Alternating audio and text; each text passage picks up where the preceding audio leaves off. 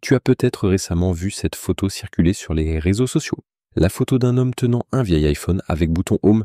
J'ai décidé d'enquêter un peu plus et j'ai découvert qu'il s'agissait d'un iPhone 8 qu'il utilise depuis longtemps. Mais pourquoi est-ce que c'est important? Pourquoi commencer cette vidéo avec une telle histoire? Parce que cet homme, c'est Evangelos Marinis, un homme d'affaires grec de 57 ans, dont la fortune est estimée à 4,9 milliards de dollars. Et il utilise toujours un iPhone 8 dans un monde où des ados se battent pour avoir le dernier iPhone 17 Pro Max ou le Samsung Galaxy S25 Ultra. Evangelos Marinis est propriétaire du club de football Nottingham Forest et de l'Olympiakos, le club le plus titré et le plus populaire de Grèce. Il pourrait acheter des millions d'iPhones récents, de Samsung dernier cri ou de Google Pixel, mais il choisit de ne pas le faire. Pourquoi? Parce qu'il sait exactement ce qu'il veut d'un smartphone. Et c'est justement l'exemple que je veux utiliser pour t'expliquer quelque chose de très important avant d'acheter un nouveau téléphone. Si tu penses en acheter un maintenant, stop, n'ajoute rien au panier, n'entre pas dans le magasin, ne tombe pas dans le piège d'une pub bien léchée, et surtout, ne laisse pas ton envie des dernières tendances décider pour toi. Parce que ce que je vais t'expliquer peut te faire économiser des centaines d'euros et éviter beaucoup de regrets. En ce moment, c'est peut-être le pire moment pour acheter un téléphone. Les constructeurs t'arnaquent et parfois tu t'arnaques toi-même. Peut-être aussi que ton entourage influence tes choix. Alors pose-toi cette question. Pourquoi veux-tu un nouveau téléphone? Ton actuel est-il lent? Plante-t-il?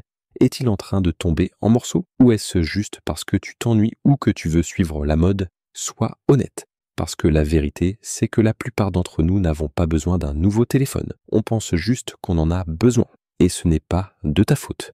C'est le résultat de dizaines d'années de marketing conçu pour te faire croire que ton téléphone est déjà obsolète, même si tu l'as acheté il y a seulement un an. Réfléchis. Apple sort un nouvel iPhone chaque septembre. Samsung sort ses flagships en janvier ou février. Mais si tu compares le modèle de l'an dernier au nouveau, voilà ce que tu verras. Le design est quasiment identique. L'appareil photo est légèrement meilleur, surtout en basse lumière. Le processeur est un peu plus rapide, mais tu ne sentiras presque pas la différence. Ils ajoutent une ou deux fonctions IA qu'ils présentent comme révolutionnaires, mais dans ton usage quotidien, rien ne change. Ton Instagram se charge toujours, tes messages partent toujours, ta batterie tient toujours la journée. Alors pourquoi dépenser plus de 1000 euros? Parce qu'ils t'ont convaincu que nouveau égale mieux, mais en réalité, ça veut surtout dire plus cher. Ils te bombardent de chiffres, 200 mégapixels. Puce gravée en 4 nanomètres, écran 240 Hz, oui, ça sonne impressionnant. Mais as-tu réellement besoin de ça? Exemple, un appareil photo 200 mégapixels, c'est du marketing. Les images sont réduites par pixel binning à 12 mégapixels de toute façon. Tu ne fais pas des affiches publicitaires, tu postes sur Instagram. Si tu veux vraiment faire de la photo, achète-toi un appareil dédié. Exemple, un écran 240 Hz. Seuls les gamers hardcore voient une vraie différence. 86% des gens ne distinguent pas au-delà de 120 Hz. Les utilisateurs d'iPhone avec écran 60 Hz jusqu'à l'iPhone 12 sont toujours très contents. Bref, on t'inonde de chiffres techniques pour que tu crois rater quelque chose. Mais en réalité, ton téléphone actuel est probablement à 80 ou 90% aussi performant que le dernier modèle à 1200 euros. Ce qu'on te vend, ce n'est pas un vrai upgrade, c'est un sentiment. La vérité, les téléphones milieu de gamme sont excellents. Exemple, Google Pixel 8, Samsung Galaxy A55, Nothing Phone 2A, ils coûtent entre 350 et 500 euros et font 90% de ce que fait un flagship à 1200 euros. L'appareil photo est déjà très bon. Les performances sont largement suffisantes. L'autonomie parfois meilleure. Et tu as les mêmes mises à jour logicielles et patchs de sécurité. Google, par exemple, promet 7 ans de mise à jour Android. Alors pourquoi payer 3 fois plus pour 10% de performance en plus? Tu ne payes pas un meilleur téléphone. Tu payes l'illusion du premium. Tu sais, perso, j'ai pas envie de mettre 1500 euros dans un téléphone chaque année juste pour suivre la mode. J'ai trouvé une solution beaucoup plus intelligente. Un smartphone milieu de gamme qui fait 90% du boulot d'un flagship et une protection complète, pochette anti-ondes plus, cache caméra pour la sécurité. Résultat, j'ai un téléphone qui tient super bien, je dépense moins et surtout je suis peinard niveau vie privée. Si tu veux le même pack que j'utilise, je t'ai mis le lien en description. Franchement, ça coûte rien comparé à un nouveau smartphone et ça t'évite de claquer 1500 euros pour pas grand chose.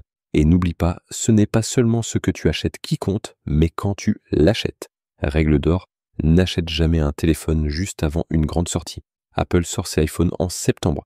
Acheter en juillet ou août égale grosse erreur. Samsung sort ses Galaxy en janvier et c'est pliable en août. Google sort ses Pixel en octobre. Pourquoi c'est important? parce qu'à chaque nouvelle sortie, le prix des modèles précédents s'effondre. Si tu attends quelques semaines ou que tu prends la génération d'avant, tu économises des centaines d'euros pour quasiment la même chose. Le meilleur moment pour acheter 3 à 6 mois après la sortie. Tu as des promos, les bugs sont corrigés et le matériel informatique est identique. Les smartphones aujourd'hui, c'est comme les PC en 2015, tellement puissants qu'il n'y a plus de vrais bons chaque année, juste des petits pas vendus très cher. Donc avant de mettre 1000 euros ou plus dans un téléphone qui ne changera presque rien à ta vie quotidienne, demande-toi si c'est un vrai besoin ou juste du marketing. Et retiens bien, quand un Galaxy S25 Ultra sort, ce n'est pas pour ceux qui ont déjà un S24. Quand un iPhone 17 sort, ce n'est pas pour ceux qui ont déjà un iPhone 16. Tu peux envisager un upgrade si ton téléphone a 3 à 4 ans. Mais changer tous les ans pour suivre la tendance, c'est juste prouver que tu ne sais pas ce dont tu as vraiment besoin d'un smartphone. Voilà, on se retrouve dans la prochaine vidéo. Merci d'avoir regardé.